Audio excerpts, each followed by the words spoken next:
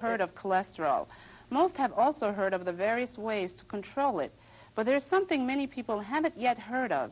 It's called psyllium, and according to some experts, it too may become a very familiar word. John has more. Experts in cholesterol management are exploring a new area of interest.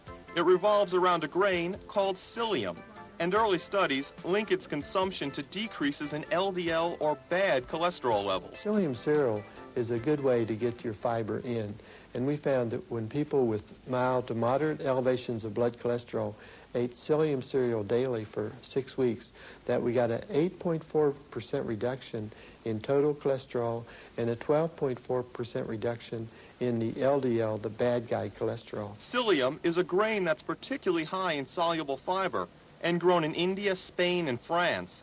It has 8 times the soluble fiber of oat bran. It's been used for generations, most commonly as a laxative. Under study since 1965, only in the last few years has psyllium's effect on cholesterol been realized. Psyllium can actually perhaps double the effect of what the soluble fibers from, let's say, oats and barley and some of these other things have given us in the past. And together with taking things out of your diet, the high saturated fats, you can really change your destiny and not end up with this disease. The biggest challenge is getting people to include it in their diets. Until recently, in order to get psyllium, you had to take it in the only form in which it was generally available, as a laxative. Not too appealing for most people.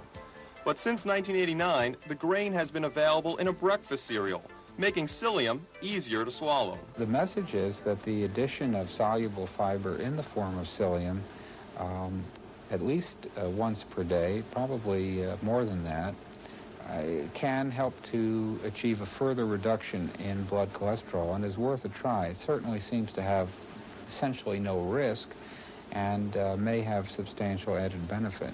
Physicians agree that psyllium can lower cholesterol when incorporated into a low-fat diet and should be considered in an overall plan for a healthy lifestyle, along with exercise, weight control, and stopping smoking.